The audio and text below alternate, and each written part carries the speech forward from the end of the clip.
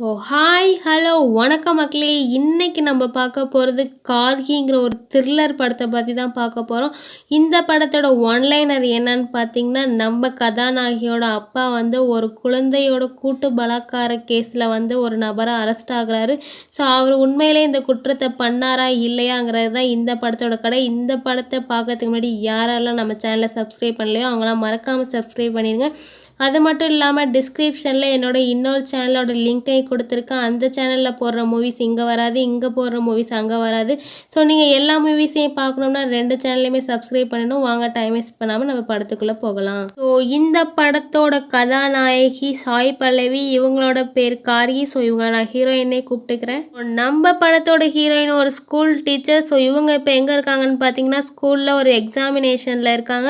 So examination முடிஞ்ச உடனே பேப்பர்லாம் வாங்கிக்கிட்டு ஸ்டாஃப் ரூம் போகிறாங்க. அங்கே போய் சாப்பிட்டுக்கிட்டே பேப்பர் திருத்துற வேலையும் பார்க்குறாங்க. அப்போ ஸ்டாஃப் ரூமில் ஒரு டிவியில் நியூஸ் ஓடிட்டுருக்கு. என்னன்னு பார்த்தீங்கன்னா, 1 மாதத்துக்கு முன்னாடி ஒரு 9 வயது சிறுமியோட கூட்டு பலாத்காரம் செய்த அந்த 4 பேரை ஒடிசா ரயில் நிலையத்திலேருந்து பிடிச்சாச்சு. ஸோ அவங்கக்கிட்ட 1 மாதமாக இன்வெஸ்டிகேஷன் பண்ணிகிட்டு இருக்காங்க அப்படின்னு சொல்லி போட்டுக்கிட்டு இருக்காங்க. அப்போ அங்கே இருக்க மற்ற டீச்சர்ஸ்லாம் நம்ம ஹீரோயின்ட்டு, இந்த பொண்ணு பலாத்காரம் செய்யப்பட்ட ஏரியா உங்கள் ஏரியா தானேன்னு கேட்குறப்ப சாய் பல்லவி அது என்னன்னு சரியாக தெரில சார்னு சொல்கிறாங்க. ஸோ திரும்ப அந்த நியூஸில் இன்னொன்று போடுறாங்க. என்னன்னு பார்த்தீங்கன்னா, ஸோ அந்த மாணவியோட பலாத்கார வழக்கில் கைதானது மொத்தம் 4 பேர். ஸோ இதில் இன்னொரு நபரும் இருக்காங்கன்னு தெரிய வருது. அந்த நபர் 5வது நபர் அந்த பொண்ணு வசிக்கிற அதே ஏரியாவில் இருக்க ஒரு உள்ளூர்வாசின்னு தெரிய வருதுன்னு சொல்கிறாங்க. உடனே சாய் பல்லவி யாராடா இருக்குன்னு சொல்லி நியூஸை பார்க்குறாங்க. இதோட இந்த சீனை கட் பண்ணுறாங்க. ஸோ ஹீரோயின் அன்னைக்கு சாயங்காலம் ஸ்கூல் முடிஞ்சு பஸ்ஸில் வீட்டுக்கு போயிட்டுருக்காங்க. இவங்க பஸ்ஸில் போயிட்டுருக்கப்போ ஒரு குட்டி ஃப்ளாஷ்பேக் நினச்சி பார்க்குறாங்க. ஸோ இவங்க சின்ன பிள்ளையாக இருக்கப்போ அங்கே ஒரு வாத்தியார் அடிப்பாங்க. என்ன ஹோம்ஒர்க்கும் பண்ண மாட்டேன், கிளாஸை கவனிக்க மாட்டேன்னு சொல்லிட்டு. அப்போ அங்கே இன்னொரு டீச்சர் ஏன் சின்ன பிள்ளைய அடிக்கிறீங்கன்னு சொல்லிட்டு அந்த டீச்சரை உள்ளே போக சொல்லிட்டு இவர் அந்த பொண்ணுக்கிட்ட பேசுவார். அதாவது சின்ன பிள்ளையா இருக்க நம்ம காரிக்கிட்ட இவரோட பாயிண்ட் ஆஃப் வியூவே வேறு மாதிரி இருக்கும். அந்த சின்ன குழந்தைய தப்பான பார்வையில் பார்ப்பார், மிஸ்பிஹேவியரும் பண்ண நினைப்பார். ஸோ இதெல்லாம் அவங்க நினச்சி பார்த்துக்கிட்டே வந்துகிட்டு இருக்காங்க. ஸோ நம்ம ஹீரோயின் பஸ்லேருந்து இறங்கி வீட்டுக்கு போயிட்டுருக்காங்க. நம்ம ஹீரோயின் காலைல ஸ்கூல் முடிச்சுட்டு ஈவினிங் வீட்டுக்கு வந்தோடனே ஈவினிங் டியூஷன் வேறு வச்சு நடத்திட்டு இருப்பாங்க. அது மட்டும் இல்லாமல் நம்ம ஹீரோயினோட அம்மா வீட்டிலேயே மாவு அரைச்சி மாவும் விற்றுக்கிட்டு இருப்பாங்க. ஹீரோயினோட அப்பா பக்கத்தில் இருக்க ஏரியாவில் இருக்க ஒரு அப்பார்ட்மெண்ட்லேயே வாட்ச்மேன் வேலை பார்த்துக்கிட்டு இருப்பார். நம்ம ஹீரோயினுக்கு பெரிய ஏஜ் டிஃப்ரென்ஸில் ஒரு குட்டி தங்கச்சியும் இருப்பாங்க. ஹீரோயின் வீட்டுக்கு வந்த உடனே எங்கம்மா அவளை காணும்னு கேட்குறாங்க. வெளில விளையாட போயிருக்காடின்னு சொன்னோடனே, என்னம்மா நீ சீரியஸ்னஸே புரிஞ்சுக்க மாட்டேற, வெளில என்னென்னலாம் நடக்குது, 6 மணிக்கு மேலே அவளை வெளில அனுப்பாதன்னு தானே சொல்லியிருக்கேன்னு சொல்லிட்டு அவங்க அம்மாட்ட சண்டை போட்டுட்ருக்காங்க. ஸோ இங்கே டியூஷனுக்கு டைம் ஆயிடுச்சுன்னு சொல்லிட்டு மேலே குழந்தைங்களுக்கு டியூஷன் எடுத்துக்கிட்டு இருக்காங்க. அப்போ பைக்கில் ஒரு நபர் ஒரு பையனை அழைச்சிட்டு வராரு. ஸோ இந்த நபர் தான் நம்ம ஹீரோயினுக்கு பார்த்துருக்க மாப்பிள்ளை. ஸோ நிச்சயம்லாம் முடிஞ்சிருச்சு, இன்னும் கொஞ்ச நாளில் கல்யாணம். ஸோ இவங்க சொந்தக்கார பையனுக்கும் இவங்க சேர்த்து டியூஷன் எடுக்கிறாங்க. ஸோ அவனை விடுற சாக்கில் நம்ம சாய் பல்லவியை பார்க்க இவரும் வந்துட்டு போகிறாரு. அப்போ ஹீரோயினோட அம்மாவும் வாங்க மாப்பிள்ளை சாப்பிட்டுட்டு போங்கன்னு சொல்லி பேசுகிறாங்க. ஸோ இதோட இந்த சீனை கட் பண்ணி அடுத்த சீன் காட்டுறாங்க. நம்ம சாய் பல்லவி மாலையில் டியூஷன்லாம் முடிச்சுட்டு வீட்டுக்கு வந்துடுறாங்க. அவங்க தங்கச்சி இப்போ தான் வீட்டுக்கே வராங்க. ஏண்டி இவ்வளோ நேரம் வெளில என்ன பண்ணுறோம், அவனை 5 மணிக்கு மேலே போகக்கூடாதுன்னு சொல்லியிருக்கலன்னு கேட்குறாங்க. இல்லைக்கா, நான் வர வழியில் ஒரே கூட்டமாக இருந்துச்சு. அந்த சாந்தி அப்பார்ட்மெண்ட்டுக்கு முன்னாடி அவ்வளோ போலீஸ் நின்றுட்டு இருந்தாங்க. ஒரே கூட்டமாக இருந்துச்சு, வழியே இல்லை, அதான் வெயிட் பண்ணி பொறுமையாக வந்தேன்னு சொல்கிறாங்க. ஸோ சாந்தி அப்பார்ட்மெண்ட் முன்னாடி போலீஸ் ஆஃபீஸர்லாம் நிற்கிறாங்கன்னொன்னே ஹீரோயினுக்கு கொஞ்சம் பதட்டம் வந்துடுது. ஏன்னு பார்த்தீங்கன்னா, அந்த சாந்தி அப்பார்ட்மெண்ட்டில் தான் ஹீரோயினோட அப்பா வாட்ச்மேன் வேலை பார்த்துட்டு இருப்பார். உடனே அவங்க அப்பாவுக்கு கால் பண்ணுறாங்க. ஃபோன் ரிங் போகுது, ஆனால் யாருமே எடுக்க மாட்டாங்க. சரின்னு உடனே கிளம்பி இவங்க அந்த அப்பார்ட்மெண்ட்டுக்கு போகிறாங்க. அந்த அப்பார்ட்மெண்ட்டில் நிற்கிற ஒரு லேடி போலீஸ்கிட்ட கேட்குறாங்க, மேடம் எங்கள் அப்பாவை பார்க்கணும், இந்த அப்பார்ட்மெண்ட்டில் தான் வாட்ச்மேனாக வேலை பார்த்துக்கிட்டு இருக்காருன்னு சொன்னோன்னே, அந்த பொண்ணு பாலியல் பலாத்காரம் செய்யப்பட்ட வழக்கில் இந்த அப்பார்ட்மெண்ட்டில் இருக்க எல்லாரையுமே விசாரிக்கிறதுக்காக அழைச்சிட்டு போயிருக்காங்க, வேலை பார்க்குற எல்லாரையுமே அப்படின்னு சொல்கிறாங்க. எதாக இருந்தாலும் ஸ்டேஷன் பேசிக்கமான்னு சொல்கிறாங்க. ஸோ அந்த இடத்துல சாண்ட்ரான்னு ஒரு பொண்ணு பேசுகிறாங்க. ஸோ இந்த சாண்ட்ராங்கிற பொண்ணு நம்ம ஹீரோயின் வீட்டுக்கு பக்கத்து வீட்டில் இருக்கவங்க. ஸோ இவங்களோட அப்பாவுமே இதே அப்பார்ட்மெண்ட்டில் ஒரு வாட்ச்மேன் வேலை தான் பார்த்துக்கிட்டு இருக்காரு, செக்யூரிட்டி வேலை. ஸோ அவங்களுமே அக்கா நானும் எங்கள் அப்பாவை தேடி தான் வந்தேன்னு சொல்லி 2 பேரும் மீட் பண்ணிக்கிறாங்க அந்த சாந்தி அப்பார்ட்மெண்ட்டுக்கு கீழே. ஸோ இந்த சாண்ட்ராங்கிற பொண்ணு என்ன சொல்கிறாங்கன்னா, ஸோ இந்த அப்பார்ட்மெண்ட்டில் இருக்க பொண்ணு தான்க்கா 1 மாதத்துக்கு முன்னாடி அந்த கூட்டு பாலியல் பலாத்காரத்துக்கு உள்ளான பொண்ணு. ஸோ அதனால தான் இந்த வீட்டுக்குள்ள வேலை பார்க்குற எல்லா செக்யூரிட்டியுமே அழைச்சிட்டு போய் இன்வெஸ்டிகேஷன் பண்ணுறாங்க. ஒரு சின்ன இன்வெஸ்டிகேஷன் தானா, முடிச்சோன்னே வீட்டுக்கு அனுப்பிச்சி விட்ருவோன்னு சொன்னாங்கக்கா. வாங்கக்கா வீட்டுக்கு போகலான்னு சொல்லிட்டு 2 பேருமே வீட்டுக்கு வராங்க. ஸோ ஹீரோயினுமே வீட்டுக்கு வந்துடுறாங்க. ஹீரோயினோட அம்மா என்னடி இன்னும் அப்பா வரலன்னு கேட்குறப்ப, ஹீரோயின் எதுவுமே சொல்லாமல் இல்லைம்மா அப்பாவுக்கு நைட் டியூட்டியான்னு சொல்லி போய் சொல்லிடுறாங்க. அந்த நேரத்தில் சாண்ட்ரா வீட்டுக்கு வராங்க. அக்கா ஸ்டேஷன்லேருந்து கால் பண்ணாங்க, இது மாதிரி ஸ்டேஷனுக்கு உடனே வர சொன்னாங்கன்னொடனே சாய் பல்லவி உடனே நானும் வரேன்னு சொல்லிட்டு கிளம்புறாங்க. அப்போ சாய் பல்லவியோட அம்மா எங்கடி இந்த நேரத்தில் கிளம்புறான்னு கேட்குறப்ப, இல்லை சாண்ட்ராவோட அப்பாவுக்கு உடம்பு சரியில்லையா அதான் பார்க்க போகிறோன்னு போய் சொல்லிட்டு கிளம்புறாங்க. சரி நீ போகிற வழியில் அப்பாவுக்கு நைட் டியூட்டின்னு சொல்லல, சாப்பாடு எடுக்காமல் போயிட்டாரு, நான் சாப்பாடு கட்டித்தரேன் அதையும் கொடுத்துட்டு, அப்புறம் டேப்லெட்டும் எடுக்காமல் மறந்துட்டு போயிட்டாரு, சுகர் டேப்லெட்டும் அதையும் வாங்கிட்டு போய் கொடுத்துருன்னு சொல்கிறாங்க. ஸோ இங்கே நம்ம ஹீரோயினாக அந்த பக்கத்து வீட்டு பொண்ணு சாண்ட்ராவும் சேர்ந்து கிளம்பிட்டு இருக்காங்க. அப்படியே சீனை கட் பண்ணால் ஒரு நியூஸ் சேனலில் வாதாடுற நிகழ்ச்சியை காட்டுறாங்க. அதில் ஒரு அட்வொகேட் சூப்பராக பேசிகிட்டு இருக்காரு. இதை வந்து ஃபோனில் அங்கே மெடிக்கல் ஷாப்பில் இருக்க ஒரு நபர் பார்த்துக்கிட்டு இருக்காரு. இவரோட பேர் இந்திரன். ஸோ இந்த மெடிக்கல் ஷாப்புக்கு தான் நம்ம ஹீரோயினும் சாய் பல்லவியும் அவங்களோட ஃப்ரெண்டு சாண்ட்ராவும் வந்து சுகர் டேப்லெட் வாங்க வந்திருக்காங்க. ஸோ இவங்க ஒரு டேப்லெட் மட்டும் கேட்குறாங்க. ஒரு டேப்லெட்லாம் தர முடியாதுமா, கொடுத்தா ஒரு அட்டையாக தான் தருவோன்னு சொல்கிறாங்க. சரின்னு வாங்குறாங்க. விலை எவ்வளோன்னு கேட்டால் 350ன்னு சொல்கிறாங்க. ஹீரோயின்ட்ட அவ்வளோ காசு இல்லை, ஆனால் என்கிட்ட காசு இல்லை, நான் அப்புறம் வந்து தரேன்னு சொல்கிறாங்க. சரின்னு அந்த கடைக்காரரும் நேமையும் ஃபோன் நம்பரையும் எழுதி வச்சுட்டு மாத்திரையை கொடுத்து அனுப்புகிறாரு. ஸோ இங்கே நம்ம ஹீரோயினும் அந்த பொண்ணு சாண்ட்ராவும் டேப்லெட் வாங்கிட்டு போலீஸ் ஸ்டேஷன் போகிறாங்க. அங்கே வந்து சாண்ட்ராவோட அப்பாவை மட்டும் வெளில உட்கார வச்சுருக்காங்க. ஸோ சாண்ட்ரா ஒரு ஆட்டோ பிடிச்சி அவங்க அப்பாவை அழைச்சிட்டு போகிறாங்க. இங்கே நம்ம ஹீரோயின் நீ யாருமான்னு கேட்குறப்ப, இல்லை அங்கிள், இல்லை சார் என்னோட அப்பாவை தேடி வந்தேன், அவர் எங்கே இருக்கான்னு கேட்குறப்ப, உங்கள் அப்பா பேர் என்னன்னு கேட்குறப்ப சரவணன்னு சொல்கிறாங்க.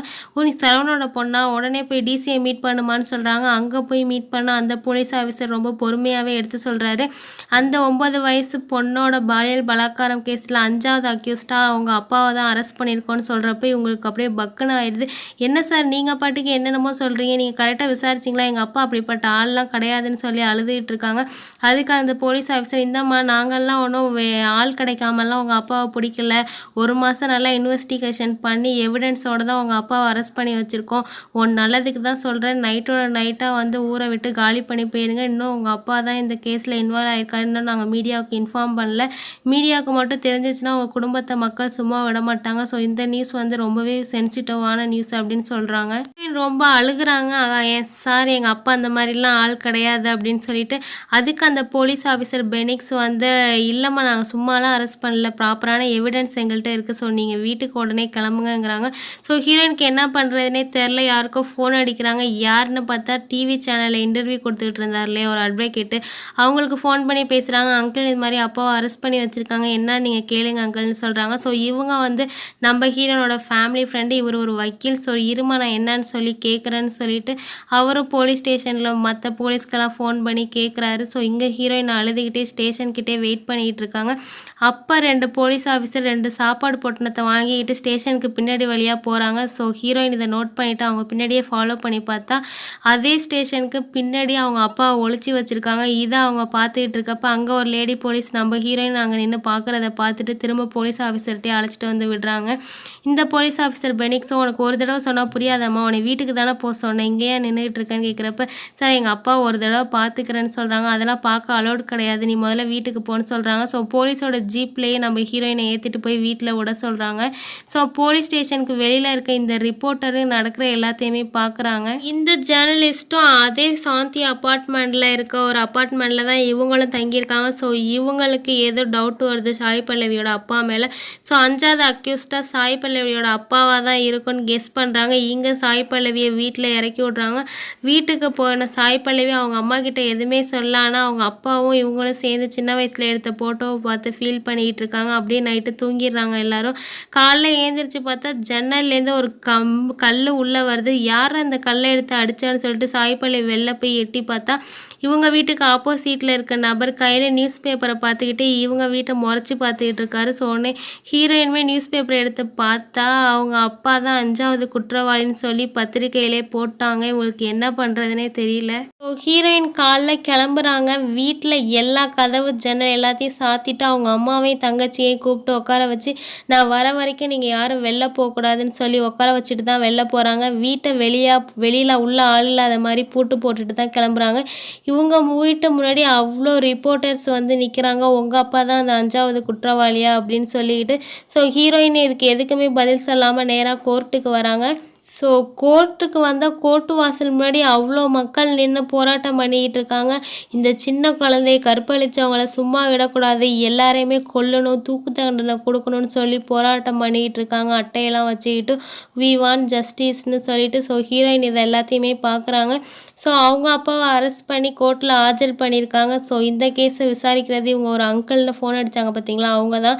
ஸோ இங்கே வந்து அந்த டேப்லெட் கடையில் டேப்லெட் வாங்கினாங்க இல்லையா, அந்த நபர் வந்திருக்காரு. ஸோ நீங்கள் அன்றைக்கி நான் உங்கள்கிட்ட 350 ரூபா காசு கொடுக்கலன்னு ஃபாலோ பண்ணிகிட்டே வரீங்களா, இந்தாங்க காசுன்னு சொல்லி எடுத்து கொடுக்குறாங்க. இல்லைம்மா, நான் பார்ட் டைம் ஜாபாக தான் நான் ஃபார்மசி படிச்சுட்டு அங்கே ஒர்க் பண்ணுறேன். நான் வந்து ஒரு வக்கீல் தான், உங்களோட அங்கிளுக்கு தான் ஜூனியர் வக்கீலாக வேலை பார்க்குறேன், உங்கள் அங்கிள் தான் உங்களை அழைச்சிட்டு வர சொன்னாங்கன்னு சொல்லிட்டு. ஸோ ஹீரோயினை வந்து இந்திரன் அந்த வக்கீலை பார்க்கறதுக்காக அழைச்சிட்டு போகிறாரு. அப்போ இங்கே ஹியரிங் முடிஞ்சு ஹீரோயினோட அப்பாவை ஜெயிலுக்கு அழைச்சிட்டு போயிட்டுருக்காங்க கோர்ட்லேருந்து.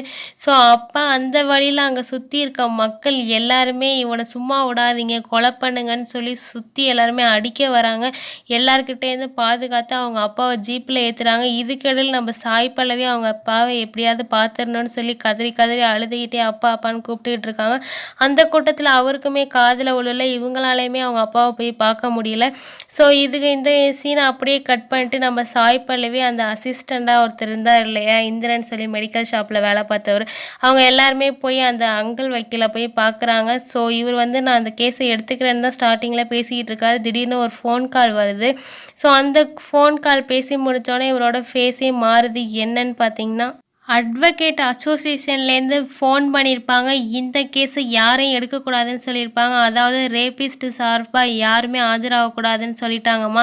என்னால் இந்த அசோசியேஷனை மீறி எதுவுமே பண்ண முடியாதுன்னு சொல்லிடுறாங்க. அதுக்கு அங்கே இருக்க இந்திரனோ இதுக்கு முன்னாடி இந்த மாதிரி அசோசியேஷனில் எதுவுமே எடுக்கக்கூடாதுன்னு சொன்ன கேஸை ஒருத்தர் எடுத்து போராடி ஜெயிச்சும் காட்டியிருக்காருன்னு சொன்னோன்னே அவர் ஜெயிச்சு முடிச்சுட்டு ஃபாரினில் போய் செட்டில் ஆகிட்டாரு. நான் அப்படியா, அந்த 4 செவத்துக்குள்ளே நீ என்ன வேணாலும் பேசலாம், ஆனால் அங்கே போய் வாதாட போகிறது நான் தான் சொல்கிறாங்க. சாரிம்மா, என்னால் எதுவும் பண்ண முடியாதுன்னு சொல்லிடுறாங்க. அதுக்கு சாய் பல்லவி அங்கிள் அப்பா உங்களுக்காக எதெல்லாம் பண்ணியிருக்காங்க, கொஞ்சம் ஹெல்ப் பண்ணுங்க அங்கிள்னு கெஞ்சுறாங்க. அதுக்கு அவரும் என்னால் எதுவும் பண்ண முடியாதுமா, என் வேலையை நான் பார்க்கணும்ல, நான் இந்த கேஸை எடுத்துக்கிட்டேன்னா என்னை வேலையிலேருந்து தூக்கக்கூட சான்ஸ் இருக்குமான்னு சொல்கிறாங்க. ஸோ சாய் பல்லவி என்னடா பண்ணுறதுன்னு அழுதுகிட்டே வெளில வராங்க. சாய் பல்லவி வெளில வரப்போ பின்னாடியே அந்த இந்திரங்கிற அட்வொகேட்டுமே பின்னாடியே வராரு. ஒரு நிமிஷம் நில்லுங்க, உங்களுக்கு ஒரு ஐடியா சொல்கிறேன். இதே ஃப்ளோரில் மேல் 2nd ஃப்ளோருக்கு போங்க. அங்கே நம்மளால் வக்கீல்லாம் அரேஞ்ச் பண்ண முடியலைன்னா கவர்மெண்ட்டே நம்மளுக்கு ஒரு வக்கீல் அரேஞ்ச் பண்ணி கொடுப்பாங்க, நீங்கள் அங்கே போய் பாருங்கன்னு சொல்கிறாங்க. சரின்னு சாய் பல்லவி அங்கே வேகமாக ஓடி போய் பார்த்தா அங்கே மிச்சர் சாப்பிட்டுக்கிட்டும் ஃபோனில் டிவி சீரியல் பார்த்துக்கிட்டும் ஜாலியாக உட்காந்துருக்காங்க. இவங்கள பார்த்தா நல்லா வாதாடுற வக்கீல் மாதிரியே தெரில. அவங்களுக்கு நம்பிக்கையே போயிடுது. அழுதுகிட்டே வந்துடுறாங்க. ஸோ அடுத்த நாள் அந்த ஜூனியர் வக்கீல் இந்திரனை மீட் பண்ணுறதுக்காக அந்த ஃபார்மசிக்கு போகிறாங்க. நீங்கள் கொஞ்சம் அந்த அங்கிள்கிட்ட சொல்லி என் கேஸை எப்படியாவது எடுத்துக்க சொல்கிறீங்களான்னு கெஞ்சி கேட்குறாங்க. ஏமா, நீங்களாம் ஃபேமிலி ஃப்ரெண்ட்னே சொல்கிறீங்க, நீங்கள் சொல்லியே கேட்காதவங்க, நான் அசிஸ்டண்ட்டாக வேலை பார்க்குறேன், நான் சொல்கிறது அவர் எங்கேயாவது கேட்பாரா அப்படின்னு சொல்கிறாங்க. சரி, ஹீரோயினுக்கு எந்த வழியுமே தெரில, சோகத்தோட வீட்டுக்கு போகிறாங்க. ஸோ இவங்க போயிட்டுருக்கப்பே அந்த இடத்துக்கு இவங்களுக்கு நிச்சயம் பண்ணப்பட்ட மாப்பிள்ளை அங்கே வந்து பேசுகிறாரு. நம்ம 2 பேரும் கல்யாணம் பண்ணிக்கிட்டு பெங்களூர் போயிடலாம், கூட உன்னோட அம்மா தங்கச்சியுமே அழைச்சிட்டு போயிடலாங்கிறாங்க. அப்போ என்னோட அப்பான்னு கேட்குறப்ப அவர் இங்கே ஏதாவது கோர்ட் கேஸுன்னு பணம் கொடுத்து யாரையாவது வச்சு இந்த கேஸை டீல் பண்ண சொல்லிக்கலாம், நம்ம இந்த ஊரில் இருக்க வேணான்னு கேட்குறப்ப உங்கள் அப்பா இப்படி பண்ணால் நீ விட்டுட்டு வருவியான்னு கேட்குறப்ப எங்கள் அப்பா அந்த மாதிரி ஆள் கிடையாதுன்னு சொல்கிறாரு. அதே மாதிரி தான் எங்கள் அப்பாவும் அந்த மாதிரி கேரக்டர் கிடையாதுன்னு சாய் பல்லவி சொல்லிவிட்டு அங்கேருந்து வந்துடுறாங்க. எனக்காக வெயிட் பண்ண முடிஞ்சா வெயிட் பண்ணு, இல்லைனா நீ வேற பொண்ணை பார்த்து கல்யாணம் பண்ணிக்கோன்னு கோவமாக சொல்லிட்டு வீட்டுக்கு வந்துடுறாங்க. ஸோ வீட்டுக்கு வந்து சாய் பல்லவியோ டோரு ஜன்னல்னு எல்லாத்தையுமே க்ளோஸ் பண்ணுறாங்க. அப்புறம் ஜன்னல் கண்ணாடி ஒன்று உடஞ்சிருந்துச்சு இல்லையா, அதையுமே சாட்டை வச்சு மறைச்சிடுறாங்க. ஸோ அவங்க அம்மாவையும் தங்கச்சியும் கூப்பிட்டு நடந்தது எல்லாத்தையுமே சொல்கிறாங்க. அவங்க ரொம்பவே ஃபீல் பண்ணுறாங்க. இன்னைக்கு ஃபுல்லாக இவங்க வீட்டிலேருந்து யாருமே வெளிலே வரல, எல்லாருமே கதவை அடைச்சிட்டு வீட்டுக்குள்ளே இருக்காங்க. அப்போ வீட்டில் நியூஸ் ஓடுது.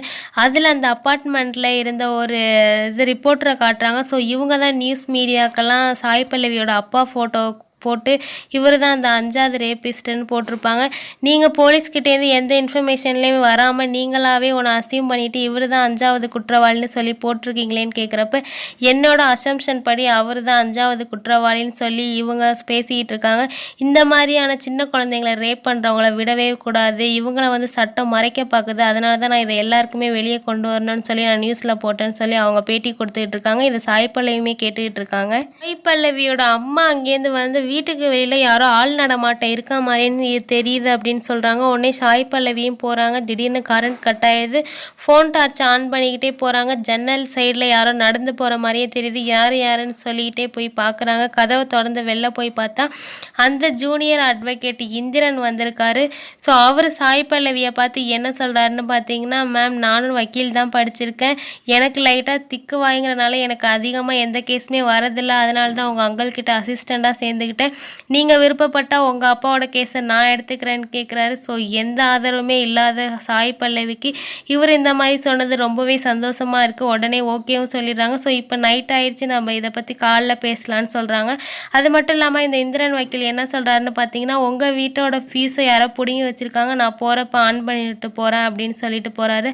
அதே மாதிரி அவர் போய் போட்டு விட்டுறாரு. இவங்களுக்கு கரண்டுமே வந்துடுது. இவங்க வாழ்க்கையில் ஏதோ ஒரு சின்னதாக ஒரு வெளிச்சம் தெரிஞ்ச மாதிரி இவங்க ஃபீல் பண்ணுறாங்க. அடுத்த நாள் சாய் பல்லவி ஸ்கூலுக்கு போகிறாங்க. ஸ்கூலில் இவங்களை வேலையை விட்டு தூக்கிட்டாங்க. உங்கள் அப்பா கேஸ் இந்த மாதிரி போயிட்டுருக்கப்போ உங்களை வேலையில் வச்சுக்க எங்களுக்கு விருப்பம் இல்லை, உங்கள் அப்பா கேஸ் நல்லபடியாக முடிஞ்சிச்சுன்னா நான் உங்களை திரும்ப இந்த ஸ்கூலில் சேர்த்துக்கிறேன்னு சொல்லி அனுப்பிடுறாங்க. அது மட்டும் இல்லாமல் உங்கள் செட்டில்மெண்ட்டையும் வாங்கிட்டு போங்கன்னு சொல்லி கொடுத்துட்றாங்க.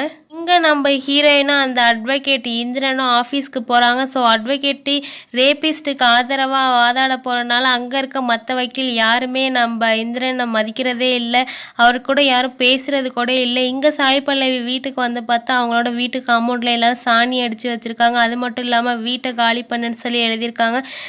பேட் வேர்ட்ஸ்லாம் கூட எழுதியிருக்காங்க. இதை பார்த்து அவங்க ரொம்பவே ஃபீல் பண்ணுறாங்க. அது மட்டும் இல்லாமல் அவங்க டியூஷன் எடுத்துகிட்டு இருந்தாங்க இல்லையா, டியூஷனுக்கு யாரும் வரதில்லை.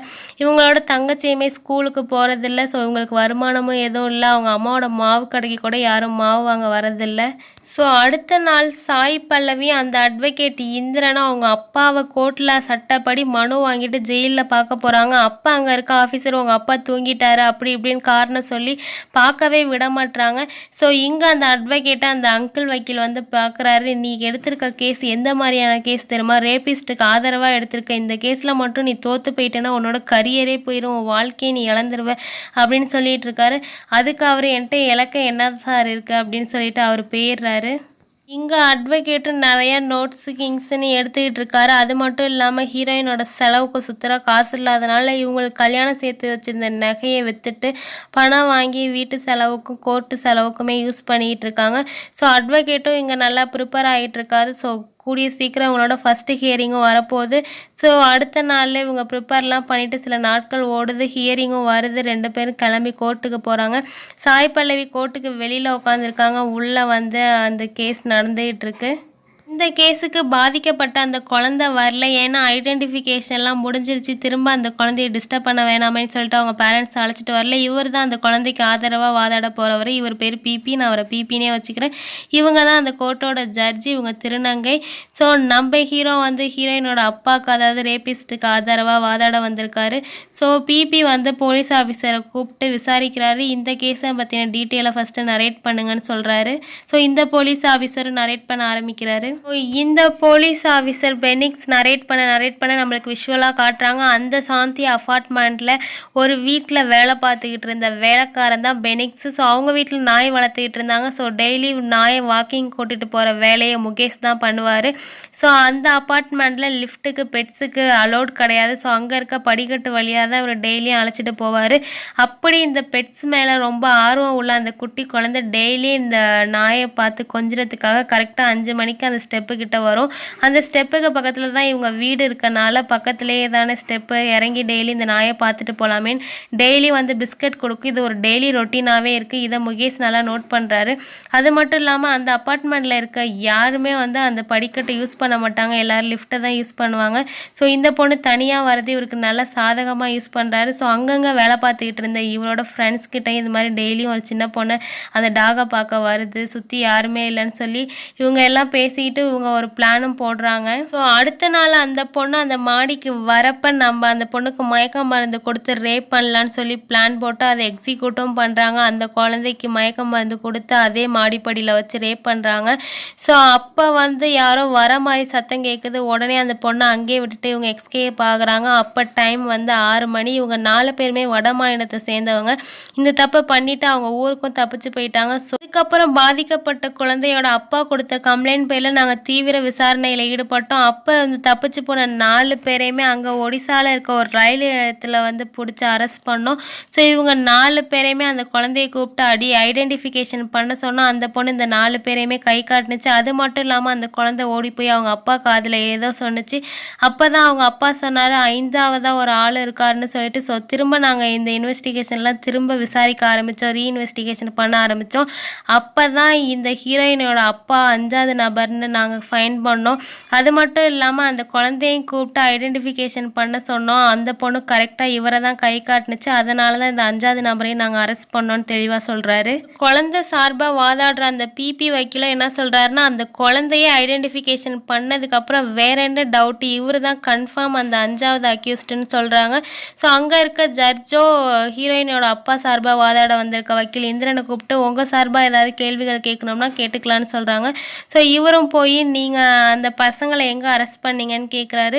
ஸோ இது மாதிரி ஒடிசாவில் இருக்க ஒரு ரயில்வே ஸ்டேஷனில் அரெஸ்ட் பண்ணோன்னு சொல்கிறாங்க. ஸோ அந்த பொண்ணு ரேப் பண்ணதுக்கப்புறம் எத்தனை மணி நேரம் கழித்து கம்ப்ளைண்ட் வாங்கினீங்கன்னு கேட்குறப்ப ஒரு 16 மணி நேரம் கழித்து தான் கம்ப்ளைண்ட் ஃபைல் பண்ணோன்னு கேட்குறப்ப ஏன் இவ்வளோ லேட்டாகிறப்ப அந்த குழந்தையோட அப்பா வந்து குழந்தையோட ஃப்யூச்சர் பாதிச்சிடும்னு சொல்லி கம்ப்ளைண்ட் கொடுக்கல. அப்புறம் ஹாஸ்பிட்டலில் வந்து போலீஸ் கம்ப்ளைண்ட் இருந்தால் மட்டும்தான் நாங்கள் ட்ரீட்மெண்ட் பண்ணுவோன்னு சொன்னதுக்கப்புறம் தான் வந்து கம்ப்ளைண்ட் கொடுத்தாரு அப்படின்னு சொல்கிறாரு. ஸோ இதுக்கு அந்த கோர்ட்டில் இருக்க ஜட்ஜோ இதெல்லாமே ரிப்போர்ட்டில் இருக்கதே திரும்ப திரும்ப கேட்காதீங்க, ஏதாவது புதுசாக கேளுங்கன்னு சொல்கிறாங்க இந்திரன்ட்ட.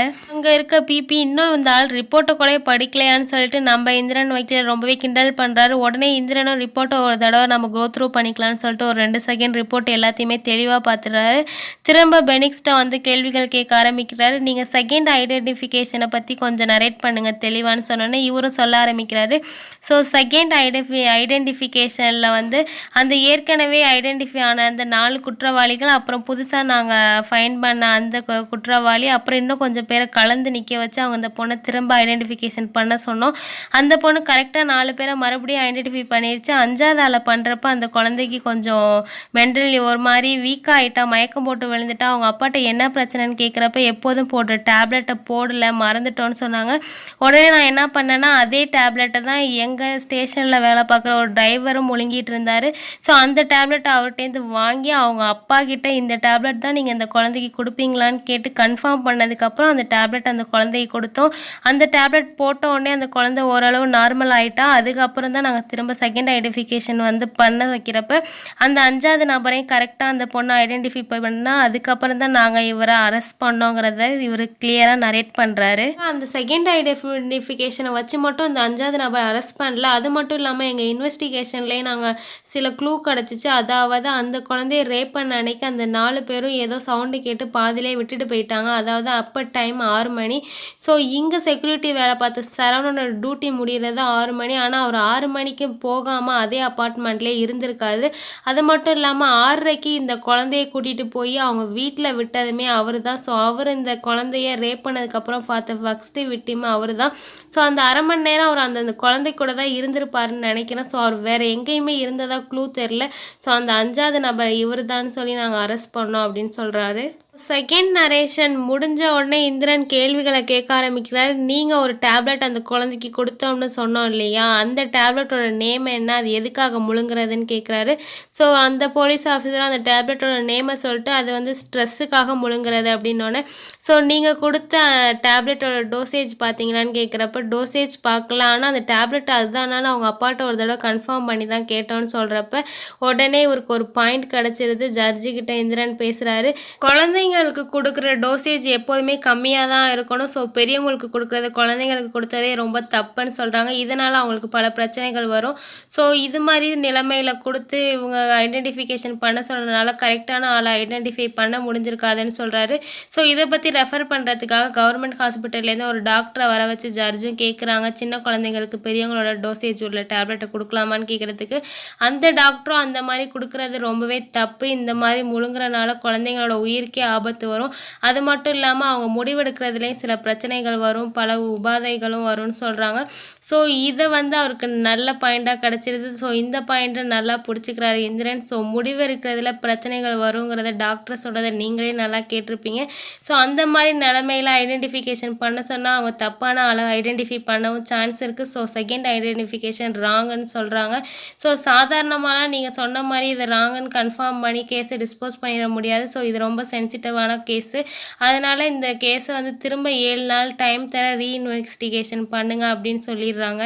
டிஸ்போஸ் ஆகிறது. ஸோ வெளியில் அவங்க அப்பாவை அழைச்சிட்டு போகிறாங்க. சாய் பல்லவி பார்க்கணுன்னு சொல்லி பின்னாடியே போகிறாங்க. அப்போ அங்கே வந்து ஜட்ஜி, அம்மா இங்கெல்லாம் பார்க்கக்கூடாதும்மா, நீங்கள் கோர்ட்டில் மனு போட்டு போய் ஜெயிலில் பாருங்கிறப்ப நாங்கள் மனு போட்டு ஜெயிலில் போனால் பார்க்கவே விட மாட்டுறாங்கன்னொன்னே ஜட்ஜி செம்ம டென்ஷன் ஆகிடுறாங்க. அந்த பெனிக்ஸ் போலீஸ் ஆஃபீஸரை கேட்டு, அங்கே பார்த்தா அப்படி பண்ணி வச்சுருக்கீங்க, இங்கே பார்த்தா இப்படி பண்ணி வச்சுருக்கீங்க அப்படின்னு சொல்லி திட்டி அந்த பொண்ணை ஒழுங்காக அவங்க அப்பாவை பார்க்க அலோவ் பண்ணுங்க அப்படின்னு சொல்லி திட்டிட்டு போகிறாங்க.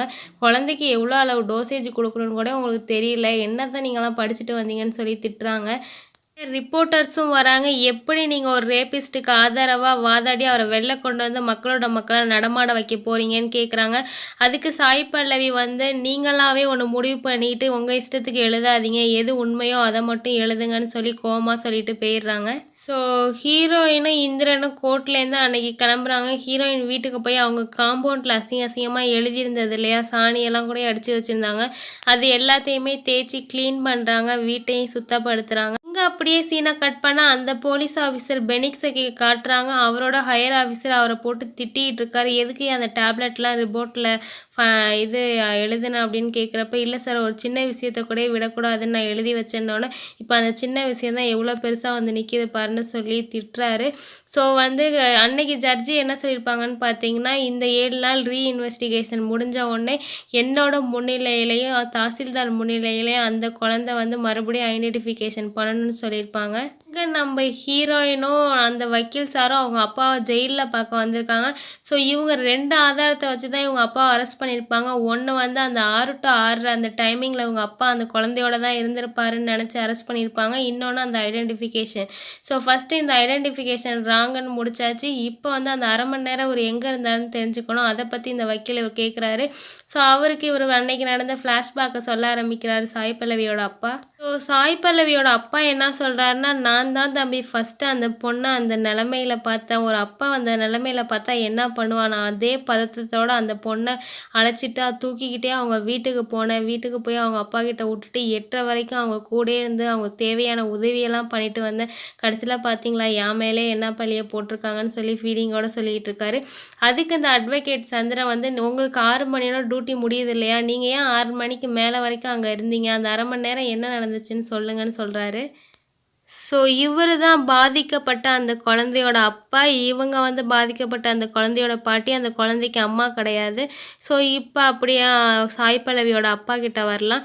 ஸோ நீங்கள் அந்த அரை மணி நேரம் அந்த குழந்தை கூட தான் இருந்தீங்களா, இல்லை வேறு எங்கேயாவது இருந்தீங்களா? ஸோ அரை மணி நேரம் கழித்து தான் நீங்கள் அந்த குழந்தைய கொண்டு போய் அவங்க வீட்டில் விட்டுருக்கீங்க. இதுக்கு நீங்கள் தெளிவாக சொன்னால் மட்டும்தான் அவங்கள காப்பாற்ற முடியும் அப்படின்னு சொன்னோன்னே இவர் எல்லாத்தையும் சொல்ல ஆரம்பிக்கிறாரு.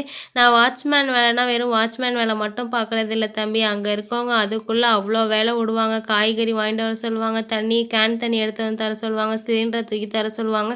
ஸோ எல்லா வேலையுமே நான் தான் பார்ப்பேன். ஸோ அன்னைக்கு வந்து நைட் டியூட்டி பார்க்க வேண்டிய சாண்ட்ராவோட அப்பா வந்து அன்னைக்கு அவங்க பொண்ணுக்கு பொண்ணு பார்க்க வரேன்னு சொல்லிட்டு அவன் நைட் டியூட்டிக்கு லீவ் போட்டான். ஸோ அந்த நைட் டியூட்டியுமே சேர்த்து பார்க்க வேண்டிய வேலை எனக்கு வந்துருச்சு. ஸோ அதனால் தண்ணி அடிக்கலாமே, நைட் டியூட்டி வேறு பார்க்கணுமே, உடம்பு டயர்டாயிடுச்சேன்னு சொல்லிட்டு நான் மாடியில் போய் 1/2 மணி நேரம் தண்ணி அடித்தேன். அதுக்கப்புறம் தண்ணி அடிச்சுட்டு 6:30க்கு கீழே வந்து பார்த்தப்ப தான் அந்த பொண்ணு இந்த மாதிரி நிலமையில பார்த்தேன். அதுக்கப்புறம் தான் தூக்கிட்டு போய் அவங்க வீட்டில் விட்டேன்னு சொல்கிறாரு. அது மட்டும் இல்லாம, நீங்க எத்தன தடவ அந்த குழந்தைய கூப்பிட்டு ஐடென்டிஃபிகேஷன் பண்ண சொன்னாலும், அந்த குழந்தை என்னைய தான் தம்பி காட்டும். எப்படி சொல்றேன்னு பார்த்தீங்கன்னா, அந்த 4 பசங்களும் ரேப் பண்றப்ப அந்த குழந்தை மயக்கத்துல இருந்துச்சு. நான் அந்த குழந்தைய தூக்கி வீட்டுக்கு அழைச்சிட்டு போனப்ப, அந்த குழந்தைக்கு கொஞ்சம் கொஞ்சமா மயக்கம் தெளிய ஆரம்பிச்சுச்சு. ஸோ, அந்த குழந்தை மயக்கம் தெளிஞ்சு ஃபர்ஸ்ட்டு பார்த்தது என்ன மட்டும் தான். ஸோ, என்னைய தான் அந்த பொண்ணு நல்லா ஐடென்டிஃபிகேஷன் பண்ணும் அப்படின்னு சொல்லிட்டு போறாரு. இப்போ இவங்களுக்கு ஒன்று கிளியர் ஆயிடுச்சு. அந்த குழந்தைய எத்தனை தடவை கூப்பிட்டு ஐடென்டிஃபிகேஷன் பண்ண சொன்னாலும் நம்ம ஹீரோயினோட அப்பாவை தான் கை காட்ட போகுதுன்னு புரிஞ்சிருச்சு. ஸோ இவர் அந்த 1/2 மணி நேரம் எங்கே இருந்தாலும் புரிஞ்சு போச்சு. அதாவது அந்த 1/2 மணி நேரம் மாடியில் உட்காந்து சரக்கை தான் அடிச்சுக்கிட்டு இருந்தார். இதை ஏன் அவர் போலீஸ் ஆஃபீஸர்கிட்ட சொல்லாமல் இருந்தாருன்னு பார்த்தீங்கன்னா, சரக்கு அடிச்சுட்டு அந்த பொண்ணை தூக்கிட்டு வந்து கொடுத்தா நம்ம சரக்கு அடிச்சது தெரிஞ்சால் நம்ம மேலே கேஸை போட்டுருவாங்கன்னு சொல்லி தான் அந்த 1/2 மணி நேரம் சரக்கு அடித்த விஷயத்தை யார்கிட்டையுமே சொல்லியிருக்க மாட்டார்.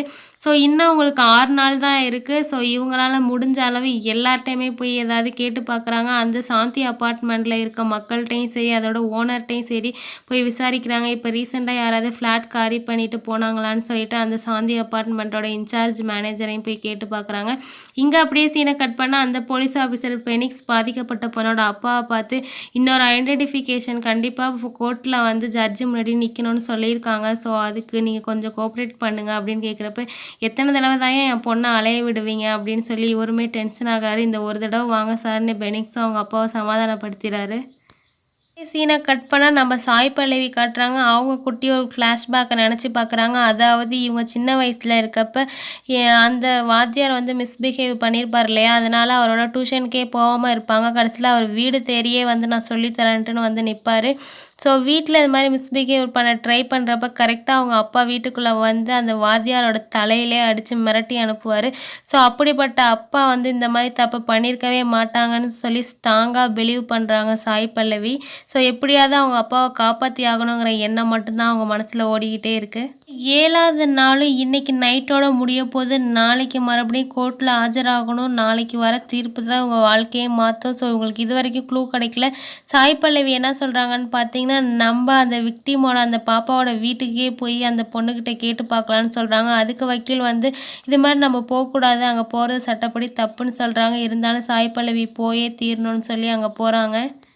பாதிக்கப்பட்ட அந்த குழந்தையோட அப்பாவை மீட் பண்ணி பேசினா அவர் கதறி கதறி அழுகுறாரு. என் பொண்ணு பாருங்கள், இந்த வயசில் சாப்பிடக்கூடியதா இது, இந்த டப்பா ஃபுல்லாக மாத்திரையை முழுங்கிட்டு இருக்கா. என் பொண்ணு ரொம்ப புத்திசாலி, அப்படி படிப்பா. ஆனால் இந்த சம்பவம் நடந்ததுக்கப்புறம் அவளுக்கு ஞாபக சக்தியே அதிகமாக இல்லை, எல்லாத்தையும் மறந்து மறந்து போயிடுறா. அன்னைக்கு ஐடென்டிஃபிகேஷனில் கூட நான் தான் இவங்கெல்லாம் இதெல்லாம் பண்ணாங்கம்மான்னு சொல்லி புரிய வச்சேன். அதுக்கப்புறம் தான் அவளுக்கு எல்லாம் புரிஞ்சு ஐடென்டிஃபிகேஷன் பண்ணான்னு சொல்கிறாங்க. இவங்க பேசுகிற எல்லாத்தையுமே அந்த வக்கீல் அவரோட ஃபோனில் வந்து வீடியோ ரெக்கார்டராக எடுத்துக்கிட்டு தான் இருந்திருப்பார். பேசிக்கிட்டே இருக்கப்ப அந்த பாதிக்கப்பட்ட குழந்தையோட ரிலேட்டிவ்லாம் வந்து இந்த ஹீரோயினை போட்டு அடிக்கிறாங்க. எதுக்குன்னு பார்த்தீங்கன்னா, இவளால் தான் நம்ம குழந்தையோட வாழ்க்கையே வீணாக போணுச்சு இவங்க அப்பனால். இப்போ இவங்க குடும்பத்தை கூப்பிட்டு வந்து நடு வீட்டில் உட்காந்து வச்சு பேசிக்கிட்டு இருக்கியான்னு சொல்லிட்டு சாய் பல்லவியோட முடியை பிடிச்சி வெளில தரன்னு இழுத்துட்டு வந்து போடுவாங்க. ஸோ அங்கே அந்த இடத்துல ஒரு மாதிரி ஆயிடுது. இவங்களும் எதுவுமே பேசாமல் கிளம்பி போயிடுறாங்க. சாய் பல்லவி அழுதுகிட்டே வராங்க. நம்மளுக்கு இருந்த எந்த எவிடன்ஸுமே இது வரைக்கும் கிடைக்கலையே, நாளைக்கு அப்பா ரிலீஸ் ஆவாரா மாட்டாரான்னு சொல்லி அழுதுகிட்டே வராங்க. வீட்டில் வந்துமே அழுதுகிட்டு இருக்காங்க. இங்கே போன இந்திரன் அவர் ரெக்கார்டு எடுத்தார் இல்லையா, வீடியோ ரெக்கார்டர், அது எல்லாத்தையும் திரும்ப திரும்ப போட்டு பார்த்துக்கிட்டு இருக்காரு. அவருக்கு ஏதோ ஒரு பாயிண்ட் கிடச்சிருது. அடுத்த நாள் கோர்ட்டில் எல்லாருமே வந்து ஆஜராகிறாங்க. கேஸும் தொடங்குது. வக்கீல் என்ன பண்ணுறாருன்னு பார்த்தீங்கன்னா, இவர் எடுத்த அந்த வீடியோ ரெக்கார்டரை ஜட்ஜு முன்னாடி போட்டு காட்டுறாரு. அந்த வீடியோ ரெக்கார்டில் என்ன இருக்குன்னு பார்த்தீங்கன்னா, அவங்க அப்பா ஒரு பாயிண்ட் சொல்லியிருப்பார் பார்த்தீங்களா, என் பொண்ணுக்கு இப்போ எதுவுமே ஞாபகம் இல்லை, எல்லாம் மறந்து போகுது, அந்த ஐடென்டிஃபிகேஷனில் கூட அவளுக்கு யாரை காட்டுறதுன்னு தெரில, நான் தான் சொல்லி கொடுத்து காட்ட வச்சேன்னு சொன்னதை அவர் ரெக்கார்டராக போட்டு காமிச்சிருப்பார். ஸோ அந்த பொண்ணு நினைவில் இதை பண்ணல, இது எல்லாத்தையுமே அவங்க அப்பா தான் சொல்லி கொடுத்துருக்காரு. ஸோ இனிமேல் எத்தனை தடவை ஐடென்டிஃபிகேஷன் நடந்தாலும் அவங்க அப்பா சொல்லி கொடுத்த ஆளே தான் இந்த பொண்ணு திரும்ப திரும்ப காட்டுவான்னு சொல்கிறாங்க. அதுக்கு ஜட்ஜி நீங்கள் சொன்ன மாதிரிலாம் இதை விட்டுற முடியாது, அவங்க அப்பாவை விட்டுட்டு தனியாக அந்த பொண்ணை கூட்டிகிட்டு வந்து ஐடென்டிஃபிகேஷன் பண்ண வைப்போன்னு சொல்லிட்டு அவங்க அப்பா வெளில நிற்க வச்சுட்டு அந்த குழந்தைய உள்ளே தனியாக கூட்டிகிட்டு வராங்க. அந்த குழந்தை ரொம்பவே பயப்படுது, அப்பா அப்பான்னு அழுதுகிட்டு ஓடி போயிடுது. ஸோ இதை அவருக்கு சாதகமாக எடுத்துக்கிட்ட நம்ம வக்கீல் வந்து பார்த்தீங்களா அந்த பொண்ணு பண்ண ட்ராமாவை, இது எல்லாமே ஃபேக்கு. ஸோ அந்த அரை மணி நேரம் எங்கே இருந்தாருந்தானே உங்களுக்கு பிரச்சனை, என்னோட கட்சிக்காரர் அவர் அந்த அரை மணி நேரம் வந்து மாடியில் இருந்து சரக்கு அடித்தார். ஸோ அந்த அரை மணி நேரம் அவர் இந்த பொண்ணு கூட இல்லைங்கிறதையும் தெளிவாக சொல்கிறாரு. ஸோ உடனே ஜட்ஜும் சொல்கிறாங்க, ஸோ ஓகே இவருக்கு நாங்கள் ஜாமீன் தரோம், இருந்தாலும் இதை சும்மா விட்டுற முடியாது, அந்த குழந்தை நல்லாவே க்யூர் ஆகி மெச்சூர் ஆகி வந்தோடனே திரும்ப ஐடென்டிஃபிகேஷன் நடத்தப்படும்னு சொல்கிறாங்க. ஸோ அது வரைக்கும் என்னோடய கட்சிக்காரர் ஜெயிலில் இருக்க முடியாதுன்னொன்னே ஓகே அது வரைக்கும் அவர் பெயிலில் வெளில இருப்பார், டெய்லி வந்து கோர்ட்டில் ஸ்டேஷனில் வந்து கையெழுத்து போட்டுட்டு போகணும்னு சொல்கிறாங்க. சாய் பல்லவி அவங்க அப்பாவை ஜெயிலேருந்து ஜாமீனில் அழைச்சிட்டு வந்துடுறாரு. ஸோ இவங்களுக்கு ரொம்பவே சந்தோஷம், அவங்க அப்பா ஜெயிலேருந்து வந்தது. வீட்டுக்கு வந்து பார்த்தா வீட்டு வாசலில் அந்த பாதிக்கப்பட்ட குழந்தையோட அப்பா கத்தியோடு வந்து நிற்கிறாரு. ஸோ இவங்க அப்பாவை கொல்லாங்கிற நோக்கத்தில் தான் வந்திருப்பாரு. அப்போ திடீர்னு சாய் பல்லவியோட தங்கச்சி வீட்டுக்குள்ளே வராங்க. ஸோ இதை பார்த்தோன்னா அவருக்கு ஒரு பொண்ணு ஞாபகம் வந்துடுது. ஸோ இந்த குழந்தை அப்பா இல்லாமல் தவிக்க வேணாமேன்னு நினச்சி இந்த குழந்தைய கொஞ்சிட்டு அங்கேருந்து மன்னிச்சு விட்டுட்டு அழுதுகிட்டே போயிடுறாரு. ஸோ இங்கே சாய் பல்லவி வீட்டில் எல்லாருமே ஹாப்பியாக இருக்காங்க. அது மட்டும் இல்லாமல் அவங்க அப்பாவை பார்க்கறதுக்காக அந்த சாண்ட்ராங்கிற பக்கத்து வீட்டோட பொண்ணோட அப்பாவும் அதே அப்பார்ட்மெண்ட்டில் தானே வாட்ச்மேனாக இருந்தார், அவரும் பார்க்க வராரு. இங்கே நியூஸ் ரிப்போர்ட்டர்லாம் அவர் நிரபராதிங்கிற மாதிரியே இந்த பொண்ணு போட்டுருது, அதாவது சாய் பல்லவியோட அப்பா நிரபராதிங்கிற மாதிரியே இவங்களும் நியூஸ் ரிப்போர்ட்லாம் எழுதிடுறாங்க. ஸோ இவங்க ரொம்ப நாள் கழித்து ரொம்ப ஜாலியாக பேசிக்கிட்டு இருக்காங்க. அப்போ வந்து சாய் பல்லவி என்ன ஃபீல் பண்ணுறாங்கன்னா, அப்பா இவ்வளோ நாள் ஜெயிலில் வந்து இருந்தாரே அப்படின்னு சொல்லிட்டு அவர் சாண்ட்ராவோட அப்பா போகிறப்ப, அங்கிள் அப்பா என்ன பிராந்தி கொடுப்பாங்க சொல்லுங்கள் நான் வாங்கி கொடுக்குறேங்கிறப்ப, நீ ஏமா அதெல்லாம் வாங்கி தரேன், நானும் அவனுமே போய் குடிச்சிட்டு வந்துடுறோமான்னு சொல்லி 2 பேரும் போய் குடிச்சிட்டு திரும்ப வராங்க. சாண்ட்ராவோட அப்பா மட்டும் ஃபஸ்ட்டு வராரு. இங்கே சாய் பல்லவி அங்கிள் அப்பா எங்கன்னு கேட்குறப்ப, அவன் ரொம்ப நாள் கழித்து குடித்தனால ரொம்பவே மட்டையாயிட்டாமா, அவனை ரூமில் படுக்க வச்சுருக்கான் அப்படின்னு சொல்கிறாங்க. சாண்ட்ரா எங்கன்னு கேட்குறப்ப, ஏமா நீ அதை வேற கேட்குற, அவனுக்கு நிச்சயம் வச்சுருந்தேன் இல்லையா, அவள் இப்போ வேற ஒருத்தனோட ஓடி போயிட்டா, அன்னைக்கு நடந்த கதையை ஏன் கேட்குற, அன்னைக்கு பொண்ணு பார்க்க வந்தப்போ மாப்பிள்ளை முன்னாடியே நான் வேற ஒருத்தனை லவ் பண்ணுறேன்னு சொல்லிட்டாமா, அந்த சுகத்துலேயே நான் குடிச்சிட்டு அன்னைக்கு நைட் டியூட்டி போவேனான்னு தான் பிளானில் இருந்தேன். ஸோ இந்த மாதிரி நடந்துட்டனால நான் நைட் டியூட்டிக்கு போனேன் அப்படின்னு சொன்னோன்னே இவங்க சாய் பல்லவிக்கு ஒரு இது ஸ்ட்ரைக் ஆகுது. என்னடான்னு பார்த்தா ஒரு நைட் டியூட்டிக்கு போகலன்னு தான் அவங்க அப்பா நைட் டியூட்டியை சேர்த்து பார்க்குறேன்னு சொல்லிட்டு அன்னைக்கு இருந்திருப்பாரு. ஸோ உடனே கோவம் வந்து அங்கே இருக்க அருவாமனை எடுத்துகிட்டு, ஒன்னால தான் எங்கள் அப்பா இவ்வளோ கஷ்டப்பட்டிருக்காரு, நீ தானே அந்த பொண்ணை 5வது ஆளாக ரேப் பண்ணேன்னு கேட்குறதுக்கு, நான் இல்லைம்மா என்னம்மா என்னை போய் சந்தேகப்படுறியம்மான்னு சொல்லிட்டு இவர் அன்னைக்கு நடந்ததெல்லாம் சொல்ல ஆரம்பிக்கிறாரு. ஸோ இவர் அந்த சோகத்தில் தண்ணி அடிச்சுட்டு போகிறப்ப மாடிப்படியில் அந்த குழந்தை அந்த நிலமையில இருந்தார், இவர் தான் ஃபஸ்ட்டு பார்த்துருப்பாரு. ஸோ அவருக்கு என்ன பண்ணுறதுனே தெரியாது, நேராக போய் இவங்க அப்பாட்ட இது மாதிரி அந்த குழந்தை மாடிப்படியில் அப்படி கிடக்குன்னு சொன்னான்னா அவங்க அப்பா வந்து, நீ எதுவும் பண்ணாத, நீ இப்போ வேற தண்ணி அடிச்சிருக்க, உன் மேலே இந்த கேஸை திருப்பி விட்ருப்பாங்க, நீ எதுவும் பண்ணாமல் அமைதியாக போய் படு, நான் எல்லாத்தையும் பார்த்துக்கிறேன்னு சொல்லிட்டு உங்கள் அப்பா தான் 6 மணிக்கு கீழே போனான், அவன் தான் அந்த குழந்தைய தூக்கிட்டு போய் வீட்டில் கொடுத்தான் அப்படின்னு சொன்னோன்னே ஹீரோயினுக்கு ஸ்ட்ரைக் ஆகுது. அப்போ அப்பா 6 மணிக்கே அந்த குழந்தைய பார்த்துட்டாருன்னா அந்த அரை மணி நேரம் குழந்தையோட அப்பா என்ன பண்ணியிருப்பான்னு ஒரு டவுட்டு வருது. ஸோ சாய் பல்லவி திரும்ப அந்த பாதிக்கப்பட்ட குழந்தைய அவங்க அப்பா கிட்ட ஏதோ பர்மிஷன் வாங்கி போய் பார்க்குறாரு. அவங்க அப்பாவோட ஃபோட்டோ காமிச்சு அந்த குழந்தைகிட்ட இவர் பண்ணல தானம்மா ஃபோட்டோவை பார்த்து சொல்லுமான்னு சொல்கிறாங்க. அந்த குழந்தை இவரை ஃபோட்டோவை பார்த்துட்டு ஏன் இப்படி டார்ச்சர் பண்ணுறீங்க, ஐயோ இவரு தான் சொல்லி கன்ஃபார்மாக சொல்லுது. சாய் பல்லவிக்கு என்ன பண்ணுறதுனே தெரில, தேம்பி தேம்பி அழுகுறாங்க. இந்த 4 பேரும் இந்த குழந்தைய ரேப் பண்ணுறப்ப ஏதோ சத்தம் கேட்டு தானே ஓடி போனாங்க. அப்போ இந்த சாண்ட்ராவோட அப்பா மாடிப்படி வழியாக வர சத்தம் கேட்டு தான் போயிருப்பாங்க. அதுக்கப்புறம் தான் சாண்ட்ராவோட அப்பா பார்த்துருப்பாரு. அதுக்கப்புறம் தான் ஹீரோயினோட அப்பா 6 மணிக்கு அந்த குழந்தைய பார்த்துருப்பாரு. அந்த அரை மணி நேரம் இவர் தான் அந்த குழந்தைய ரேப் பண்ணிவிட்டு அந்த 6:30க்கு போய் குழந்தைய தூக்கிட்டு போய் அவங்க வீட்டில் ஒப்படைச்சிருக்காரு. இப்போ தான் ஹீரோயினுக்கு எல்லாமே புரியுது, உண்மையிலே இவங்க அப்பா தான் குற்றவாளின்னு புரியுது. ஸோ இவங்க அப்பா குற்றவாளின்னு தெரிஞ்ச உடனே இவங்க சும்மா விடுவாங்களா, அவங்க அப்பாட்ட போய் மறுபடியும் ஒரு தடவை கேட்குறாங்க, அந்த அரை மணி நேரம் நீ என்னப்பா பண்ணேன்னு. அவங்க அப்பா அப்பயும் ஒத்துக்காமல் நான் மாடியில் தான் தண்ணி அடிச்சிட்டு இருந்தேன்னு சொல்கிறாரு. ஸோ இனிமேல் அவங்க அப்பாவை சும்மா விடக்கூடாதுன்னு சொல்லி இவங்களே அந்த குழந்தை, தாசில்தார், வக்கீல், போலீஸ் ஆஃபீஸர்னு எல்லாரையும் வர வச்சு திரும்ப வந்து ஐடென்டிஃபிகேஷன் பண்ண சொல்லி இந்த குழந்தைய காட்ட சொல்கிறாங்க. இந்த குழந்தைய நம்ம சாய் பல்லவி தான் அவங்க வீட்டிலேருந்தே அழைச்சிட்டு வராங்க. அந்த குழந்தையோட நிற்க வச்சு இவங்க அப்பா கூட இன்னும் 4-5 வயசான நபர்களையும் நிற்க வச்சு கை காமிச்சு சொல்கிறாங்க. கரெக்டாக சாய் பல்லவியோட அப்பாவை தான் அந்த குழந்தை கை காட்டுது. ஸோ அப்போ சாய் பல்லவியோட அப்பா அந்த குழந்தைகிட்ட என்னை மன்னிச்சிருமான்னு சொல்லி அவரோட தப்பை ஒத்துக்கிறாரு. ஸோ இவருக்கு இனிமேல் ஆயுள் தண்டனை தான். ஸோ ஹீரோயினும் குற்றவாளியும் பிடிச்சி கொடுத்தாச்சுங்கிற ஒரு சந்தோஷத்தில் வராங்க. இதே நேரம் அவங்க அப்பா ஜெயிலுக்கு போகிறாங்களே, இந்த மாதிரி தப்பை அவங்க அப்பா பண்ணிட்டாரேன்னு சொல்லிட்டு ஒரு ஃபீலிங்லேயும் உட்காந்து அழுதுகிட்டு இருக்காங்க. அப்புறம் நம்ம ஹீரோயினோட அப்பாவை பிடிச்சி ஜெயிலில் போட்டுருவாங்க. இதுக்கப்புறம் அவங்களோட வேலையும் கண்டினியூ பண்ணுறாங்க அதே ஊரில் இருந்துக்கிட்டு. ஸோ மறுபடியும் டியூஷன் எடுக்க ஆரம்பிக்கிறாங்க. அவங்க அம்மாவும் வந்து மாவு விற்பனையை ஆரம்பிக்கிறாங்க. ஸோ இவங்க வாழ்க்கையை எப்போதும் போலே ரன் பண்ணிகிட்டு இருக்காங்க. ஸோ இந்த கேஸை விசாரித்த அந்த இந்திரன் அட்வொகேட்டுமே ரொம்ப இவங்க ஃபேமிலிக்கு க்ளோஸ் ஆகிடுறாங்க. ஸோ இப்போ அவங்களோட சின்ன தங்கச்சி ஏஜ் அட்டன் பண்ணிட்டாங்க. அந்த ஃபங்க்ஷனுக்கு அங்கே இருக்க எல்லாருமே வராங்க. ஸோ அவரோட தப்பு இவங்க ஃபேமிலியை அஃபெக்ட் பண்ணல. இவங்க எப்போதும் போல் நார்மலாக ஜாலியாக அவங்களோட லைஃப்பை என்ஜாய் பண்ணிகிட்டு இருக்காங்க. இதோட இந்த படத்தை பிடிக்கிறாங்க. என்னோட எக்ஸ்ப்ளனேஷன் எப்படி இருந்துச்சுன்னு கீழே கமெண்ட் பாக்ஸில் கமெண்ட் பண்ணுங்கள். அப்புறம் நம்ம சேனலையும் மறக்காமல் சப்ஸ்கிரைப் பண்ணிடுங்க. Thank you so much friends.